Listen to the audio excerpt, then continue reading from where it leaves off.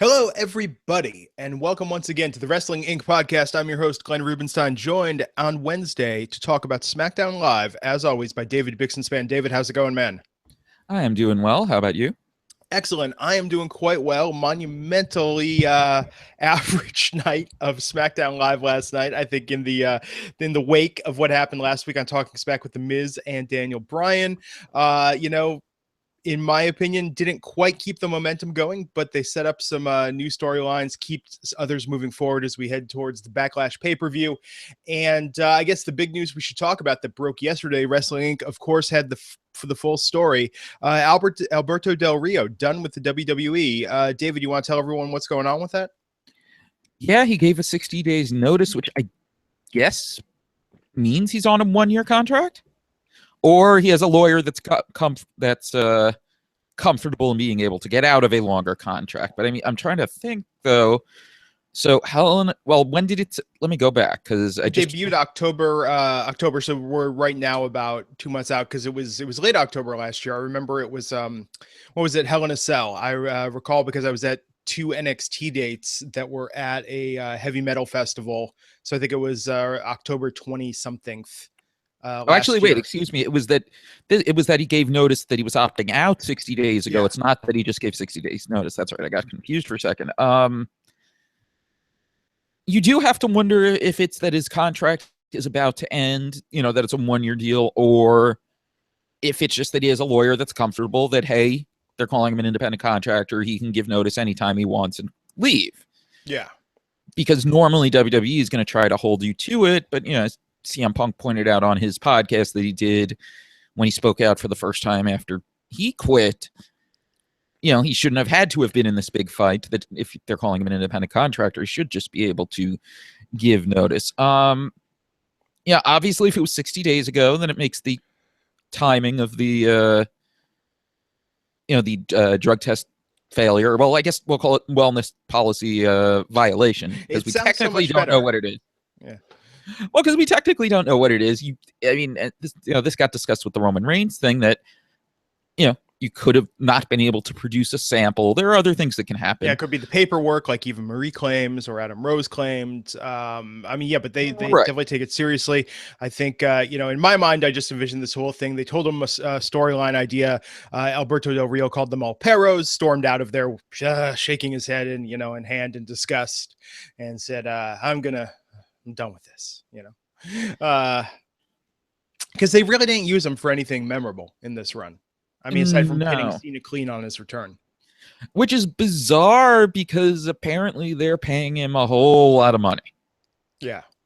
Well, but I think that's the thing. I mean, they wanted him at the time. They made him a deal. And then as long as they fulfilled their end of the deal, as long as he was getting paid, it's not like they were obliged to use him correctly or creatively. But, he was...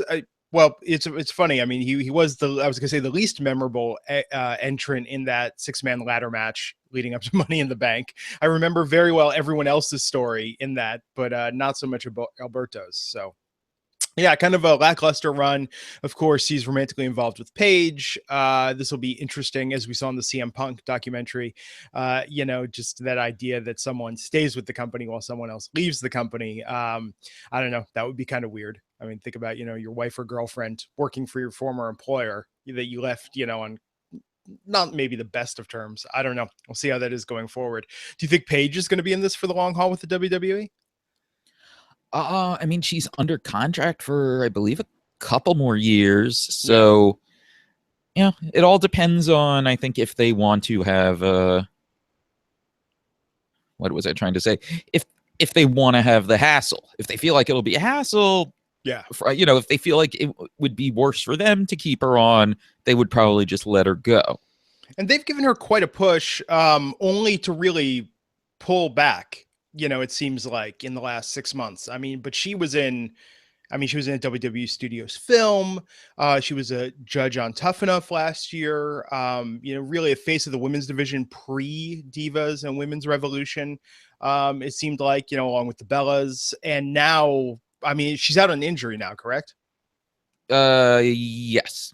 Yeah. So I'll be curious how they use her when she comes back. But yeah, it's definitely definitely interesting. And many have speculated also that her young signing when she was 18 or 19 is now part of the reason perhaps why the WWE amended their policy to where they will not sign anyone under 21 now. Certainly because that presents a whole other world of issues and challenges. So definitely interesting to see how that is going forward. Let's talk about SmackDown and dive into the show, and then we'll cover some other news a bit later. But let's start with, the opening. They really front and center put what happened between The Miz and Daniel Bryan on Talking Smack. I mean, that was the opening of the show, basically replaying The Miz's promo and Daniel Bryan walking off set. This, in my opinion, should have been the main story, the main event of last night going into SmackDown. But let's talk about the through line of what happened with that, from that opening segment to then Dolph Ziggler coming out and getting in the Miz's face in the ring, and the build up and what happened with that storyline. I mean, what are your thoughts on that, David? Following up last week's monumentally dynamic, interesting, buzzworthy confrontation that they had. I thought on one hand, they obviously didn't really follow through with it close to enough. Yeah. On the other hand, Miz did do a very good promo. Yeah. Yeah, I thought he was good in the ring, but the idea that, we get it at the beginning, the Miz goes out there, Dolph comes out there and basically just calls him a coward and says, hey, let's fight right now. My question is this: if Dolph was out there and among his litany of complaints about the Miz was like, oh yeah, you're the guy that's more interested in being famous, and you do the acting roles and you're acting this way, and you do the commercial stuff. It's like Ziggler's the guy with him in that KFC commercial. Ziggler starred in the last major WWE Studios film. Did that seem weird to you that Dolph became the mouthpiece of "You're not authentic, Mr. Miz"? When Dolph Ziggler has a move called the Famouser. Did that seem weird to you, or this was just them trying to slot Ziggler into a new feud?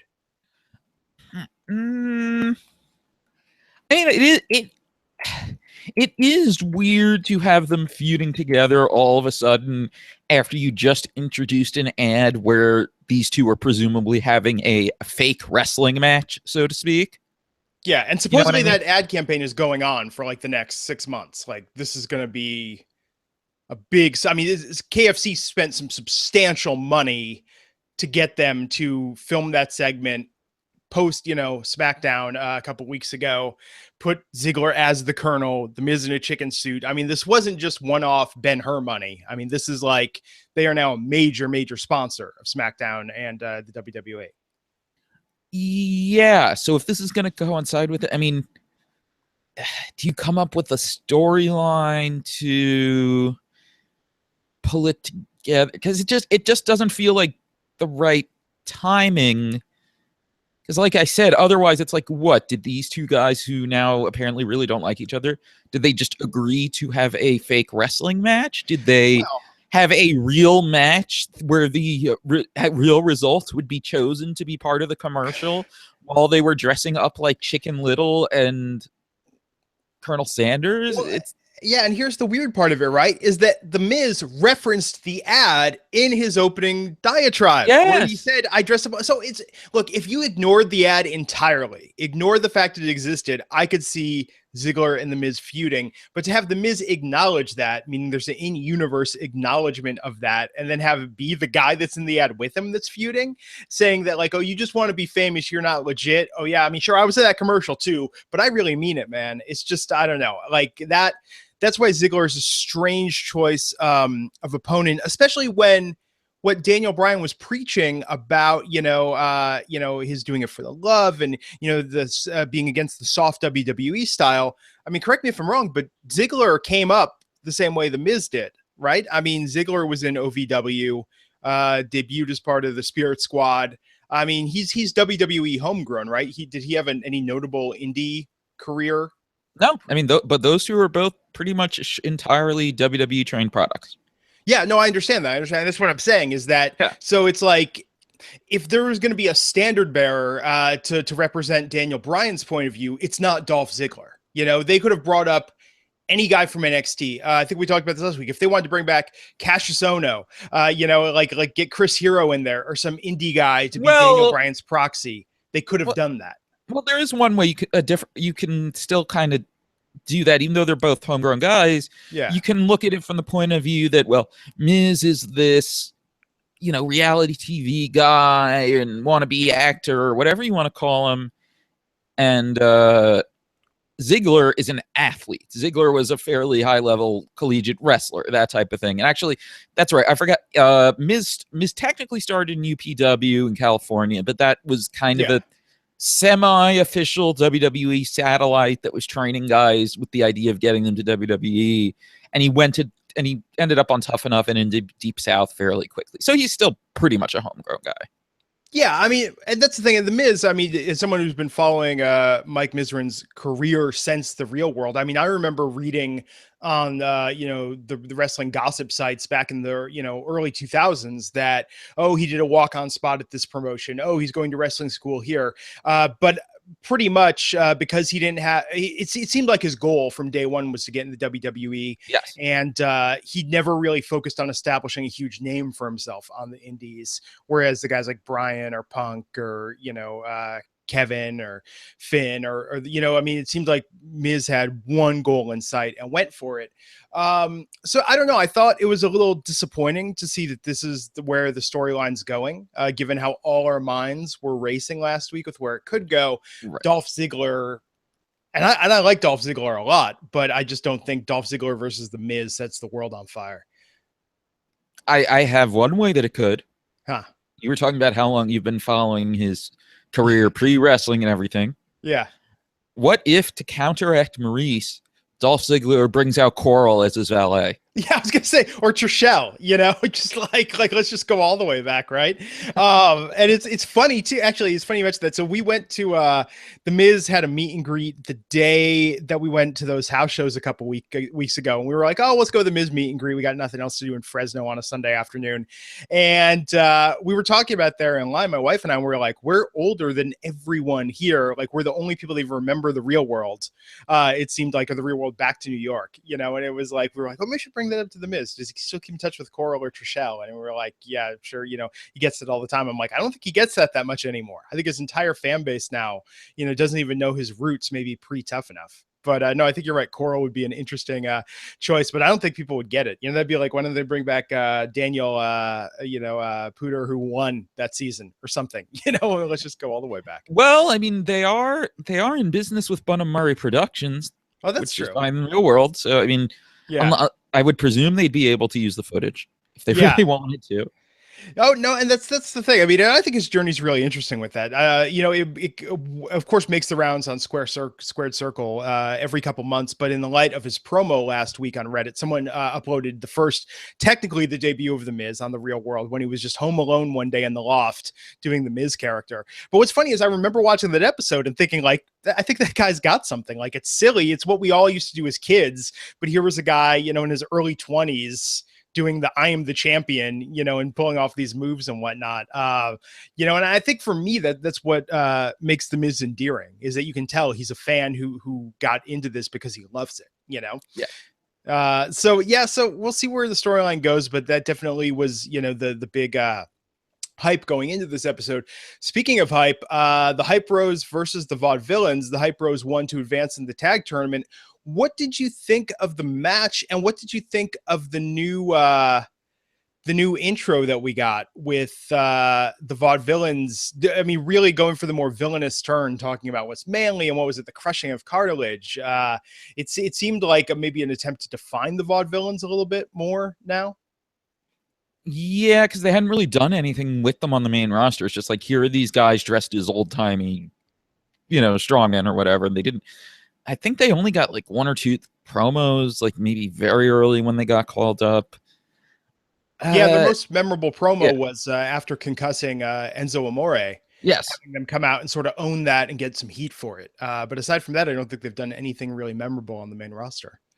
I think you got to do something to kind of define them a little more. So that was good. But I mean, just every time you see them and you hear the crowd just not reacting to them at all, it's just clear that this is not and was never really a good idea for a main roster gimmick. It was something that you had on NXT, and then they turned babyface, and it was this nice, cute, comedy tag team. Yeah.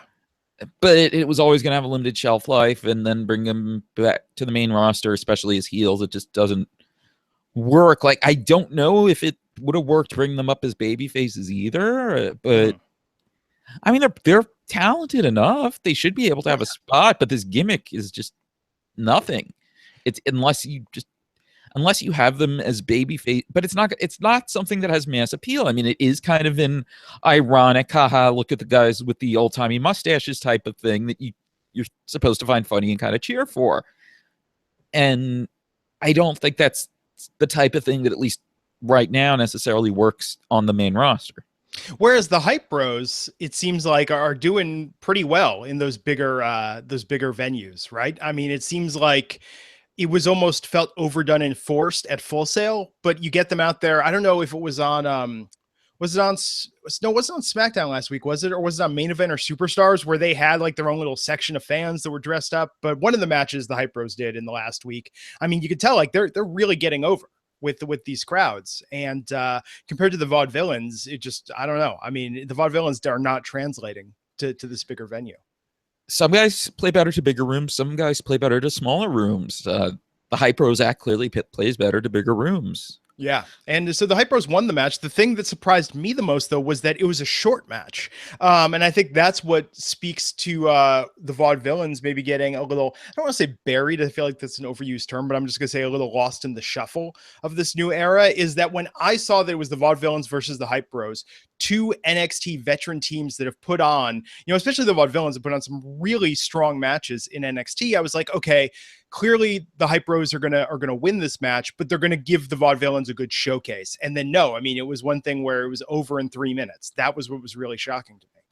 Well, also with the in-ring style that the Vaudevillains have, especially Simon Gotch, that doesn't play as well as heels either. That yeah, for Gotch to do kind of like, you know, the carny mat work counters type of thing, that's, especially when no one else is doing it, that's a babyface style.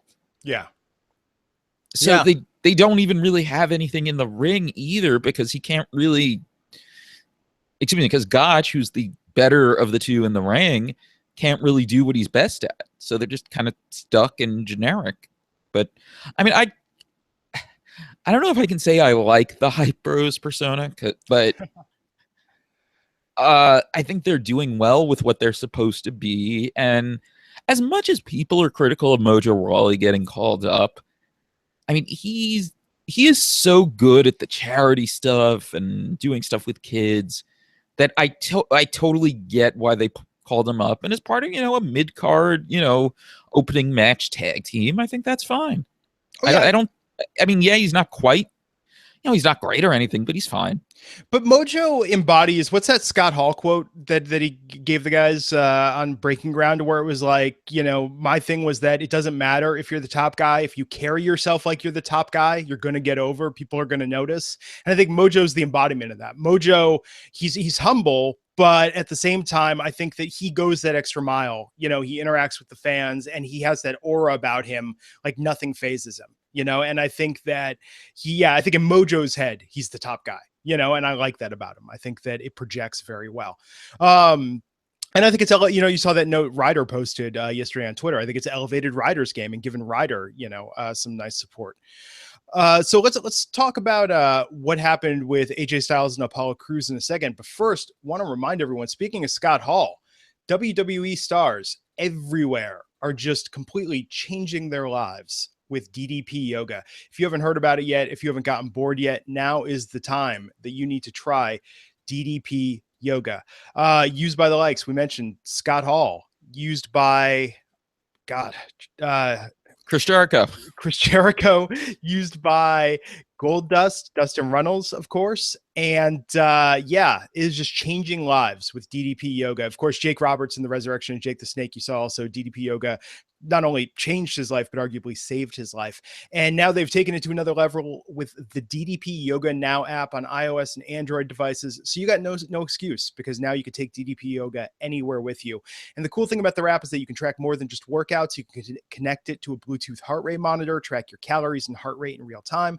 And whether you're at the gym, on your DDP yoga mat, or even while you're out mowing the lawn, you have all the fitness tracking features, including pain tracking measurements, progress photos, and much more completely for free in the app. DDP Yoga Now subscribers also won't get tired of doing the same workouts over again because they've added completely new DDP Yoga 2.0 workouts, weekly live workouts from the DDP Yoga Performance Center, and motivational messages every Monday from DDP himself. Hey, Diamond Dallas Page even hosts his own cooking show on the app showing you how to make healthy food taste amazing. And for a limited time, you can get the DDP Yoga DVDs for 20% off plus 3 months of full access to the DDP Yoga Now app. Head over to ddpyoga.com/wrestling inc. Stop procrastinating. Get started now. ddpyoga.com/wrestling inc. Also, want to remind everyone, check out Trendy Butler, a fantastic clothing service that does all the work for you.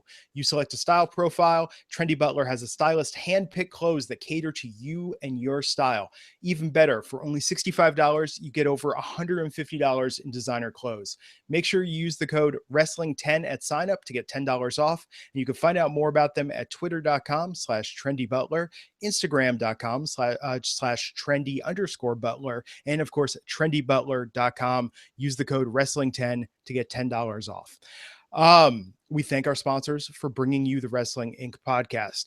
Let's talk a little bit about AJ Styles versus Apollo Crews. Now, I have a question first. Oh, yeah, please. Did you plan that Scott Hall segue in advance? I did not, but I've been thinking about it because I watched the Scott Hall documentary on A Razor's Edge the other night that the WWE put out, sort of their version, as I've been calling it, of the Jake the Snake documentary. And once again, Diamond Dallas Page, he's like Mother Teresa in yoga pants. I mean, the guy just goes around and takes people whose lives have taken a turn that need lifting up, and he just completely gets them on the right track. To see what he did with Jake Roberts, to see what he did with Scott Hall. I mean, I think that man is a candidate for sainthood, not only the WWE Hall of Fame. So but Scott Hall, I think, is really fascinating guy. Did you watch that documentary yet? Razor's Edge, no. Yeah, it was very, very good. I think that it was very interesting to look at just how things that happened early in his life and career just affected him profoundly going forward. But highly recommend to check that out on DVD and Blu-ray. And DDP Yoga. And DDP himself has great cameo. It's almost got like a crossover because you watch the Jake the Snake documentary, and at one point they just start showing footage from the Jake the Snake documentary with Scott Hall. So it's like the two documentaries intersect at a certain point, which I thought was really interesting because you don't see that happen very often, Yeah. So yeah. AJ Styles and Apollo Crews. Yes, AJ Styles and Apollo Crews. Now, this was a placeholder, one night only sort of match to give AJ something to do as he heads towards his big match with Dean Ambrose for the WWE World Heavyweight Championship at Backlash. What you think of this? And what do you think about with Apollo Crews? His gimmick now is reminding people that his name is not Apollo Creed. Like, that's literally what it's come down to. We've been saying Apollo needs a character. Well, that's his character, that he spells his last name for folks. What did you think about the match and their confrontation last night? I mean, as far as the whole my name's not Apollo Creed thing, I mean, that feels like some kiss of death stuff for him. I mean, I think we've talked about before how he needs a little bit more direction, and that's not it. I mean, it's direction, but it's not a good one. Match was very good. I mean, you expect these two to work well together, and that they did. I loved the counter where Crews caught Styles midair, I think on the phenomenal forearm. Mm-hmm. First time he tried, because they really haven't done as much to get over the kind of strongman idea with him. So I thought that was cool. But I mean, very good match. I mean, maybe not quite as good as maybe you'd expect from these two, but I would think they have more in them for if they had a shot at a bigger match. Not that it necessarily seems like Crews would be in one anytime soon. Yeah.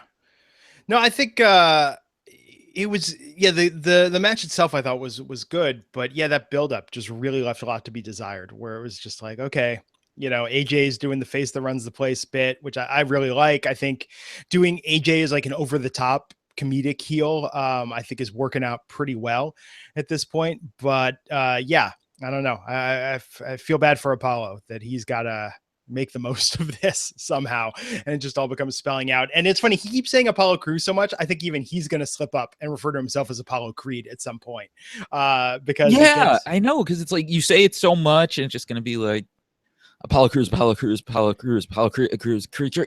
Yeah.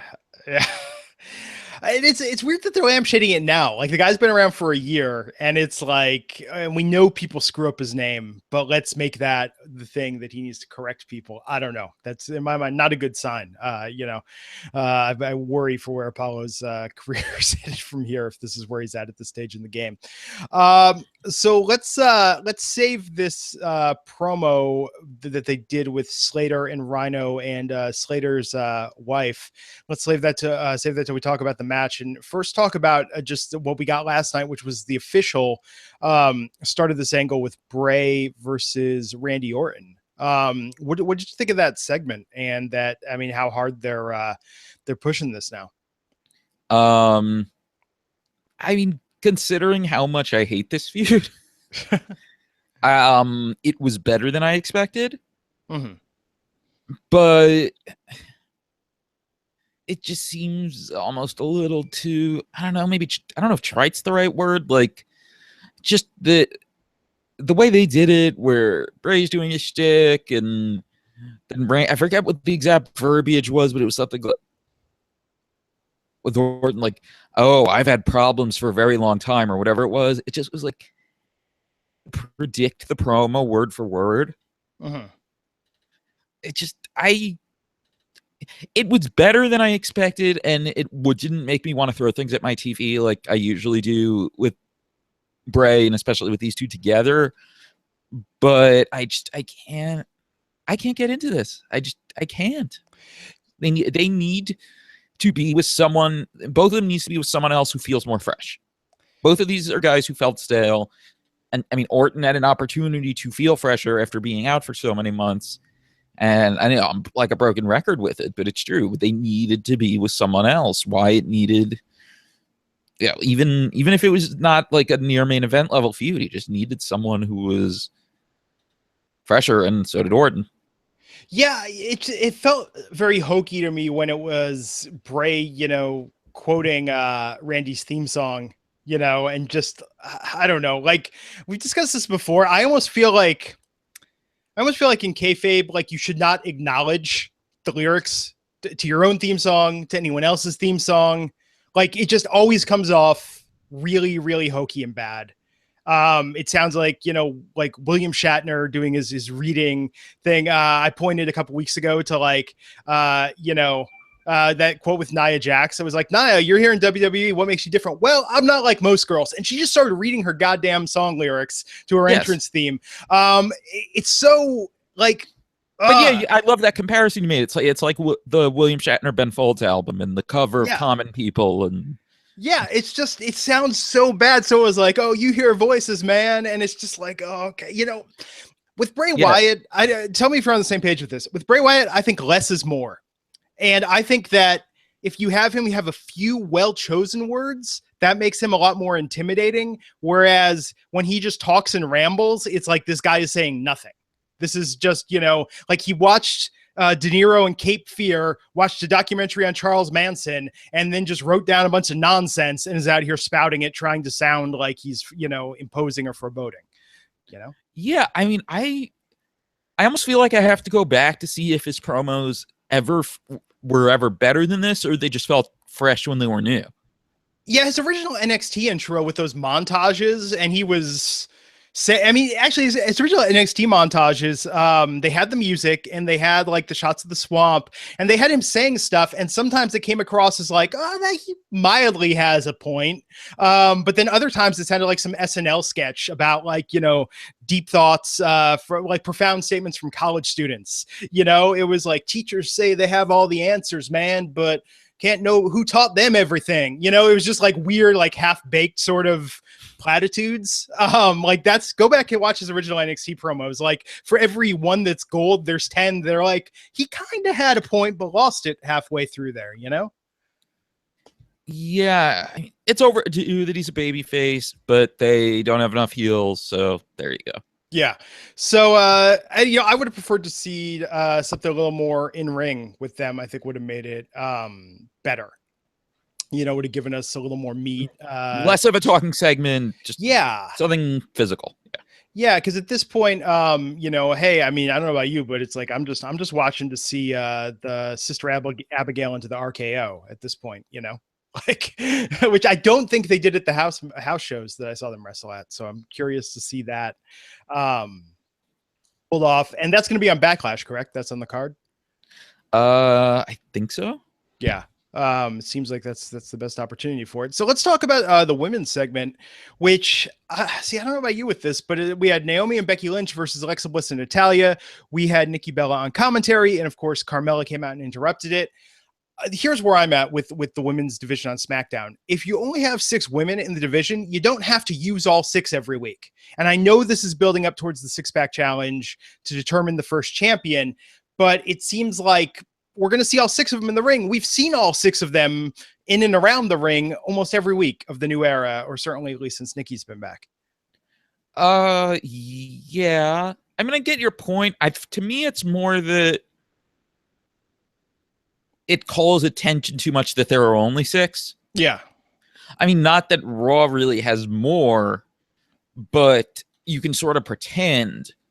But I mean, I'm okay with it because it's built into the 6-pack match, though.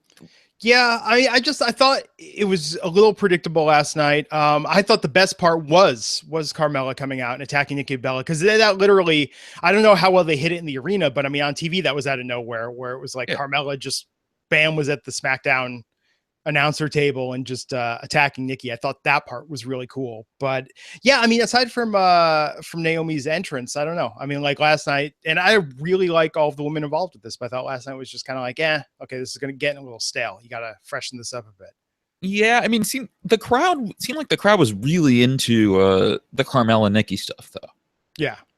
I mean, I don't know if it's that absence makes the heart grow fonder thing or whatever, but Nikki Bella has been incredibly over since she came back.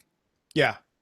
Well, so much so she came back originally on the heel team, and now they turned her very quick to where the face team was comforting her after her beatdown. Yes, but then even just the way the crowd was so into that, Carmella attack on her last night too, that all of a sudden, the match didn't really have much heat or anything, and then all of a sudden it just woke everyone up. But the match was fine though. I mean, the match was perfectly good tag match. Yeah, I think that it's interesting. I mean, this is the second time in a month that Becky's been pinned by distraction, by outside distraction. I mean, I don't know. It just, maybe that's it. It just feels like literally I could have, with the exception of Carmella, actually, no, even with that, every single thing that happened, I could have taken bits and pieces from other things that have happened just on episodes of SmackDown and cut them together and recreated this entire match. Like it just, even on things that happened in SmackDown in the last 3 weeks, I could have just taken those bits and pieces and given you the exact same beat by beat, everything that happened. I think that was, my like, hey, maybe we've seen this before. But who do you pick to win the 6-pack at Backlash? Who do you think is going to be the first women's champion at this point? I have to choose my words carefully here for reasons I can't explain on the air. Nikki if it's a baby face, Natalya if it's a heel. Yeah. Well, I think what's one of those things, Nikki and Becky don't need the belt to be over, to be relevant. Natalya, maybe at this point, I think to establish herself as a monster heel needs the belt. But yeah, I think it's one of those 3, certainly. Now I have a question for you. Yeah. Can you win a game of Connect 4 in just 3 moves? Oh yeah, I saw that. So talk a bit about this, about who's coming back and how they're building it up. So Kurt Hawkins is officially coming back. And he got this video where it was like just a bunch of like stills of like fact. And one of the big one I remember was Kurt Hawkins can win a game of Connect 4 in 3 moves. So that's his gimmick. Yeah, it's weird. Someone just discovered the Chuck Norris facts.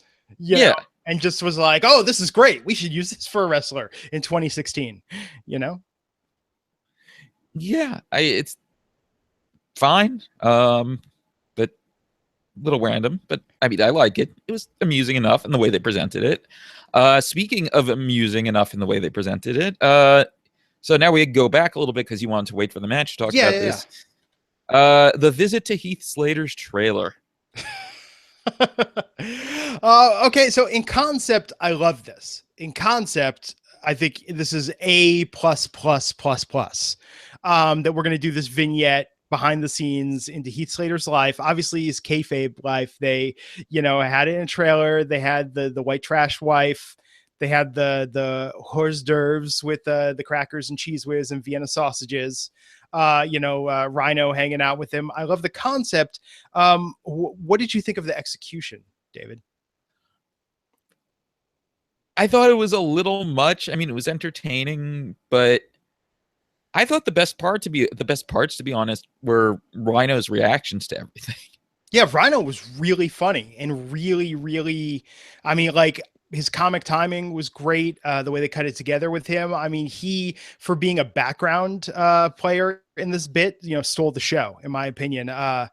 My issues with it, again, I think the concept is fantastic, but the humor felt like, oh man, this is everything that Vince McMahon finds funny. Yes. Like, oh, his wife's, really chunky, and it's like, oh, and she burps. Get it? That's funny. It just like that. It was the humor being a little lazy. And I don't know, like to quote the Vaudevillains, the humor from a bygone era. That's to me what felt, what brought this down. But I think the concept and Rhino was absolutely fantastic. Yeah, but you could kind of in your head hear Vince McMahon going, hillbillies. In your head, you start, if there was like a thought bubble, if you could see Vince coming up with this or watching this, you would see a thought bubble in his head of Hillbilly Jim square dancing with Uncle Elmer or whatever. I mean, it was fun. But Rhino was the highlight, though. I think at the beginning, Renee asks why he's even there, and he just kind of shrugs. I mean, in the storyline, they're in West Virginia. Rhino is running for office, I believe, in Michigan. They've acknowledged his real life campaign. So there really is no reason to be there for him to be there. Oh, yeah. And they acknowledge that, which I love. So, I mean, if we're going to talk, let's go full on with Rhino's involvement. Did you watch Talking Smack last night? No. I recommend everyone watch Talking Smack. Now, it was not an explosive episode like last week. No one attacked anyone. They had very, civilized and rational discussions. But Rhino and Heath Slater showed up on Talking Smack, and they gave a bit of an interview. Rhino gave an answer of what this means to him. Is it just him helping Slater out? And Rhino pointed out that he has not held a tag team title in the U.S. or held a tag title at all since 98. He gave this really heartfelt answer where he was talking about not only helping Heath, but what it meant to him to be battling for the titles here. And I have to say, like, I got 100 times more invested in this and in them winning. It was this great heartfelt answer. I think Rhino, Heath Slater has been fantastic, but Rhino is now, not a supporting player. He is a main player in this storyline. And I highly recommend anyone that's, interested in Slater and Rhino, watch that interview on Talking Smack. It was funny. They had some great back and forth talking about how they're preparing for their match against the Hype Bros, including water aerobics, one of the things, and a name for their tag team, that it's Beauty and the Man Beast, with Rhino being the beauty of the equation and Slater being the Man Beast. It was very, very good. But so all this to say, the behind the scenes segment, the post segment, I think the only thing that under delivered a little bit was their match against the Headbangers. What did you think of that? What I was thinking as I was watching was the Headbangers. Yeah. This is the best we could come up with. Any insight into why the Headbangers were chosen as the 8th entrance in this tournament? I didn't hear anything. I was trying to think about it. They mentioned that the Headbangers haven't been there in 16 years as a team. And the Headbangers weren't, the Headbangers weren't the Road Warriors, man. They weren't the Dudley Boys. They weren't, the Headbangers, do they even make your list of the top 10 most memorable tag teams? I don't think they make the top 20. They're that one where you're making the list of all the tag teams ever that you forget about. And you're like, oh yeah, the Headbangers. I forgot about them. I would have rather seen Scotty 2 Hotty and Albert reunite for one night. They were more memorable to me than the Headbangers. Oh, the Hip Hop Hippo. Absolutely. Yeah.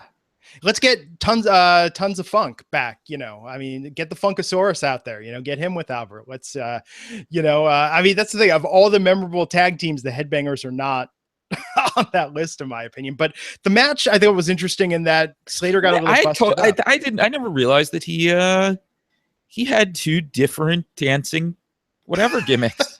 When Albert gets when Matt Bloom gets inducted into the Hall of Fame, that's going to be a hell of a video of just every. I mean, because that guy tried a lot of stuff. They threw a lot of stuff at the wall with him to see what stuck. Guy named after genital piercing. Yeah. Who briefly was hanging out with a character who was supposed to be a cocaine dealer. What else? So the member of X Factor. Yeah, the samurai sword. Yes, Tensai, Hip Hop Hippo. It's really funny. I mean, just when you look back, it failed. They should have a night that's just, the next time when they do like one of those episode 1000 or episode 2000, I would love to see a night that is just all failed gimmicks. Like we could just have everyone come out in their previous gimmick. Cena can come back out as the professor of thugonomics. We can just go full flashback. Well, that wasn't failed though. Well, I know, but I mean, but by comparison, you know what I mean? By like, or let's just say they're old gimmicks, Yeah. I mean, or because he could come out as a prototype, but no one would remember that. Now, did you catch? Because I didn't. Where Rhino got busted open during that match? It was right before the finisher, and some people are speculating that he bladed, but I don't know. I mean, blading on SmackDown seems okay. But no, Rhino is not going to blade during the first round of the tag team tournament in a match against the Headbangers. He builds drama, man. No, I know. But that's what people were speculating. But people were saying it was right before the finisher. He got busted open. But Slater, I guess his tongue and his nose. He was looking pretty beat up on SmackDown. Not as bad as with the weird eye thing, but I'm guessing the Headbangers have not been wrestling much lately. And this is why you don't bring back guys who haven't been doing it for matches like this. Well, that's the thing. It's not like they're working on the indies regularly, as far as I know. I mean, it was like they got a little excited. There was a lot of excitement there, and I don't know. Rhino's not someone that I would want to accidentally bust open. So let's talk about the main event of the evening. Again, this was sort of a placeholder for Dean Ambrose, but we had Baron Corbin versus Dean Ambrose. And this is interesting because it looks like for the time being, they've either abandoned or paused Corbin's... Oh, we did skip something. Oh, what did we skip? Oh, yeah. Kane's encounter with... Yeah, that was peculiar. Yeah, so if you got up and went to the bathroom before the main event last night, you probably missed this. A guy came out, Gary the Milkman, and started stripping in the ring. The Milkman Millman, named after famed AWA job guy Jake the Milkman Millman. He came out right before the start of the match, got on the mic, talked about wanting to fight, and then the Demon Kane came out of nowhere, choke slammed him, then walked to the backstage and shared a meaningful look with Baron Corbin, setting up what I think Corbin's next feud is going to be. But yeah, I mean, what did you make of that whole thing? Hell if I know. Yeah. Kane versus Corbin, I think they'll make sense. Two guys with similar build, similar heights. And didn't Corbin eliminate Kane at the Battle Royal at WrestleMania? Wasn't Kane the last one he eliminated? That sounds right. Yeah, so we'll see where that goes. But yeah, that segment, and I like that they're doing weird stuff. I like that SmackDown is doing weird stuff. Let me make that clear. Just sometimes I would like a little more context for it. Just a little, not a lot, just a little bit.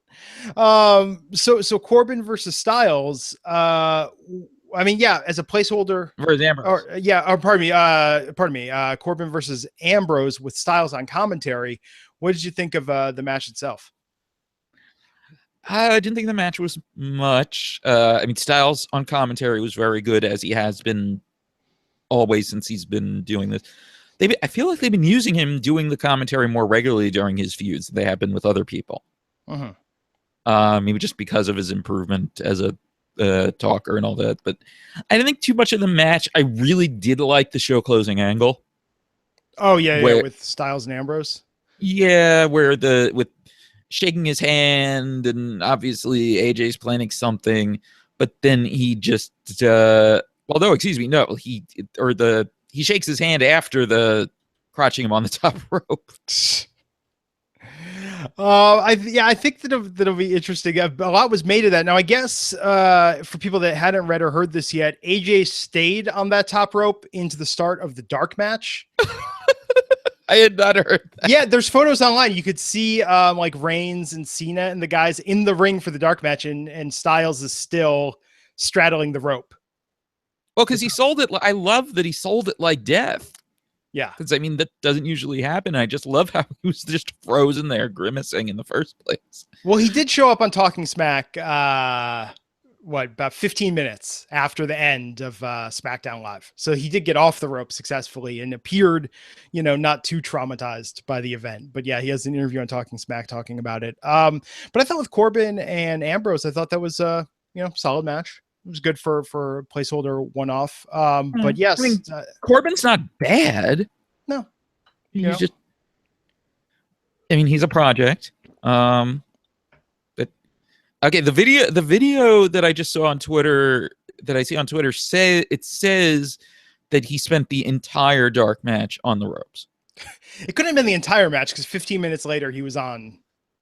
They get through those dark matches pretty quick sometimes. Really? Just like, technically you saw these wrestlers. Good night. Kind of, yes. Okay, I'm watching it now. Let's see. Yeah. Cena's hitting the ropes. Yeah. While AJ is straddling them. This is why you go to live events, people. This is what the kind of thing you see at house shows and in dark matches, which is good. I mean, I love that. I love it. I love it if they carried it all the way through to the next match. That's actually fantastic and better than what I read. Oh, and then, then Reigns, as he's climbing the ropes to pose, he does it by AJ and makes a point of shaking the ropes into AJ's crotch and then pats him on the back. That's funny. And Cena made a point of bouncing off the ropes in extra time. Styles is still there. Who are their opponents here? It's not the easiest thing to tell from this camera angle. Seth and Bray or something like that? That looks right. And he's just still there. Now Rollins is staring. Rollins stares at him, then springboards off that rope into the ring. Nice. So if you just look up AJ, what did I look up? If you look up AJ Styles dark match on Twitter right now, it'll be the first result. Cool.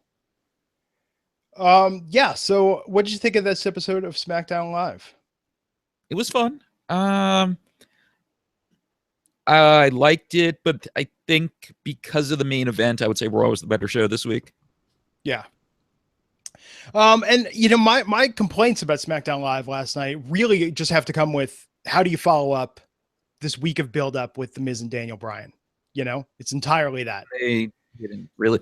We didn't mention how they had Bryan and Shane react, which was interesting because it was more that it seemed like they were creating dissension between the two of them as opposed to really doing anything with them or with Bryan and Miz. So that was interesting. But otherwise, that was the only follow-up on the Bryan end. Yeah. I just would have liked to have seen more.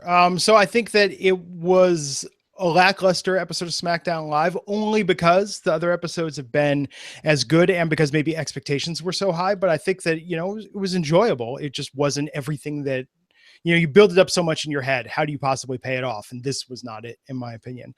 But let's talk about what else happened this week in the last couple of days of wrestling. I mean, we talked about Alberto Del Rio. Episode 3 of The Evolution of Punk, the CM Punk UFC documentary. Now, I finally saw episode 1 this past weekend, but talk a bit about where the series is headed, David. Let's see. So this one, they cut ahead to the end of his shoulder injury rehab. And This one felt very focused on getting people to like him as a person. And it felt like one of those things where if you're not a wrestling fan, it could work, but if you're familiar with Punk, it might not. And it just felt a lot of it just kind of feels staged, like him taking a kid who was with him at a charity event for, it looked like Dare, because the kid was wearing a Dare shirt, taking him to a comic store so Punk can buy the first issue of the Drax comic that he wrote and buy one for the kid. And it felt overly fabricated. There are points where you can see, and I won't say who, that there are people edited out of certain scenes, which is interesting. I don't think there was as much training. Actually, the most interesting thing from a fighting perspective was they showed him doing just straight up jiu-jitsu class in the gi. And after, Daniel Vanderlei, who's the jiu-jitsu coach at Rufus Sport, gives Punk the first stripe on his white belt, which is interesting because it's not a belt promotion or anything, but Punk's shtick with this had always been, oh, I'm a white belt for life. I'm never gonna get promoted. I don't train in the gi enough, but I don't like the idea of it. So no matter how good I get, he always tried to put forth that he was better on the ground than a white belt would be. Now, if he's doing the class and he's supposed to be proud of it, I don't know. Is it supposed to? I guess I felt like you weren't supposed to know the history, and if you did, it came off like it was just for the show, or it exposes that he really was not very good at jiu-jitsu in the first place. Yeah, watching the first episode, I had a lot of the similar reactions that you had after it first aired, where it was like, oh, he's going to do a little scrimmage match. I'm sure, he might be a little rusty, but he could probably carry himself. And then I was like, oh dear God, no. Oh, this guy should not be doing this. He is not prepared. This was a horrible mistake. So are they making it at least a credible case that he's getting better, or is it just kind of this leading up to explain his eventual defeat? I mean, which do you think this is? I mean, I think some of the injury stuff is to explain his eventual defeat.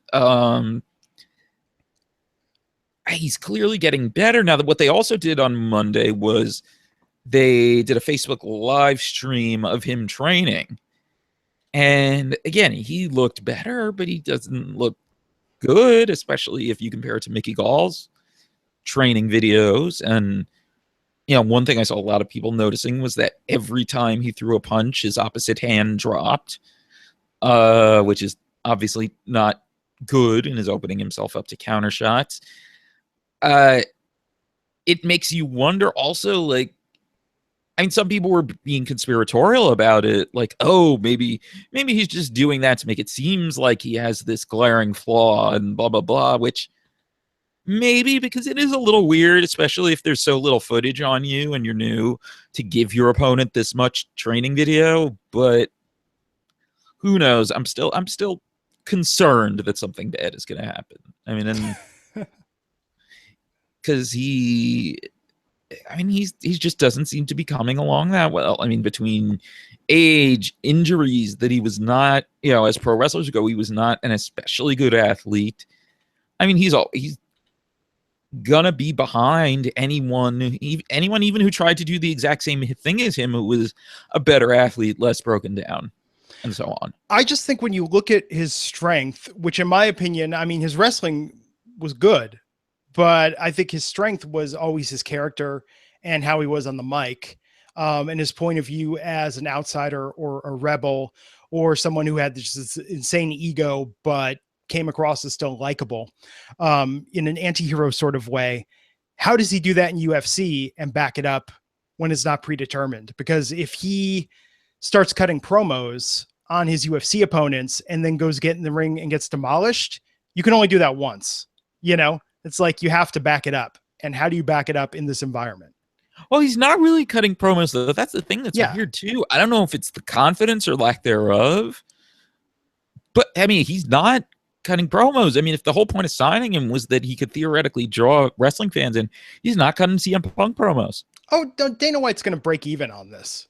I mean, he'll draw enough to where he'll be cost positive, for this whole endeavor. You'll get enough guys. Well, I mean, I'm sure I'm most likely, but I'm curious. We don't really know how much, if anything, he's been paid just to be there or to train. I would think it's some, like, I would think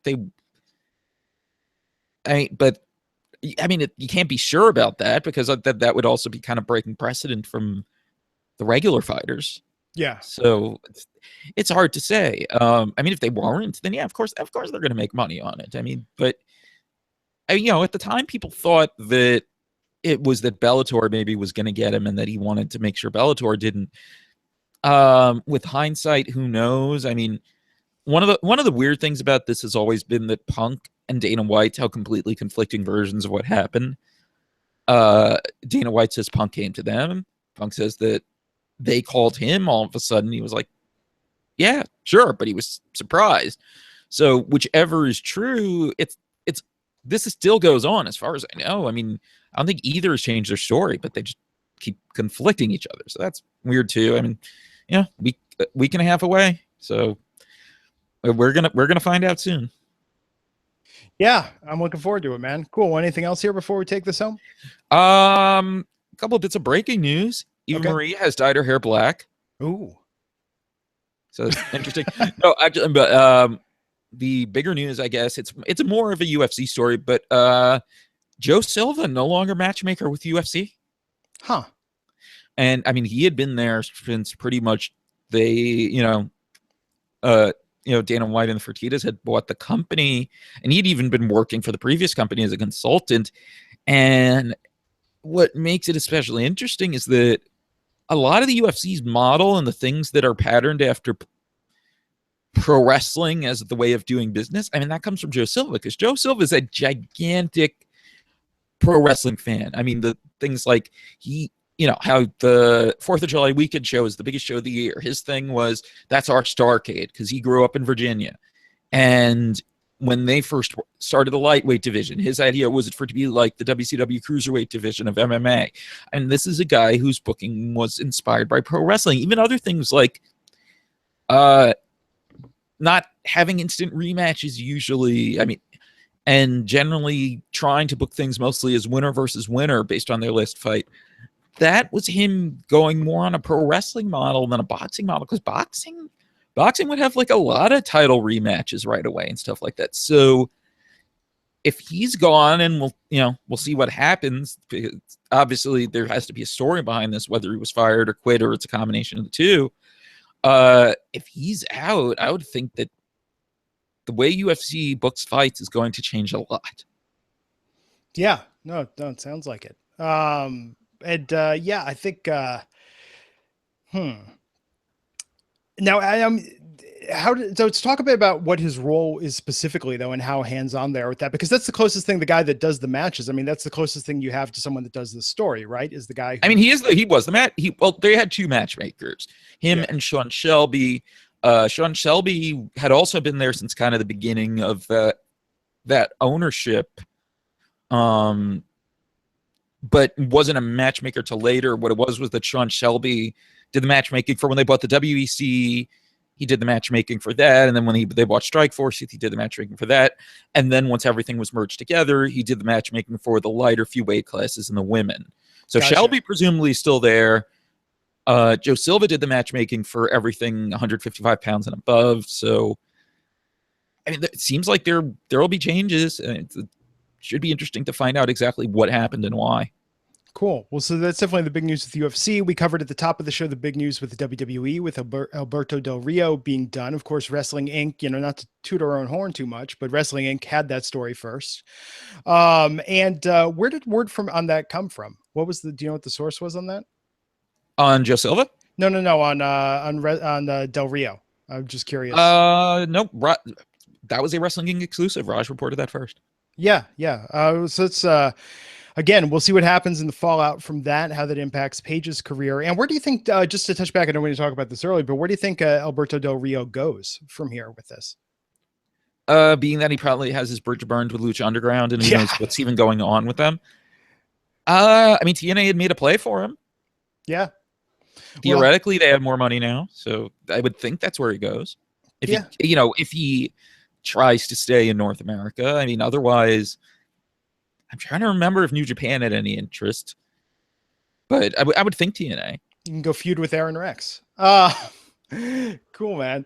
Well, thanks so much for joining us today, David, and thanks to you, the listener / viewer, for joining us and watching and listening along with the show. If you like it, subscribe on iTunes, subscribe on YouTube, leave us a comment, leave us a rating. And of course, you can follow both David and myself on Twitter. Now, David, I predicted on Monday Night Raw's podcast that you would be the man that would know this because you'll get the details. You'll do the legwork. Bo Dallas, drunk, singing at the airport and arrested. Did you pull the police report or talk to an officer involved to get confirmation on which song from The Lion King he was singing drunkenly? Honestly, no, I did not pursue that one. Okay, come on, David, come on. I probably should. I want to see that story on Wrestling Inc. Lion King song confirmed for Bo Dallas update. My money is on the Circle of Life because I think Bo Dallas is a grand kind of guy. Some people would say Hakuna Matata, that suits him better, but I say no. I think he was going grandiose and just belting out Circle of Life. The tweets I saw, I think, said the song from the beginning of the movie, which is, or from, if not the very beginning, from early. So is Circle of Life in the beginning or Circle of Life at the end? Circle of Life, I believe, is the big opening number. I've only seen The Lion King once. So he probably would be Circle of Life then. He's an epic kind of guy. So, of course, for that, the latest news on Del Rio and more, of course, follow Wrestling Inc. We'll see you back here on Monday, immediately after Raw ends on the East Coast with myself, Raj Giri, and Matt Morgan discussing what happens on the next Monday Night Raw, the first Raw of the Kevin Owens era. And we'll see you back here next time on Wrestling Inc. Until next time, take care.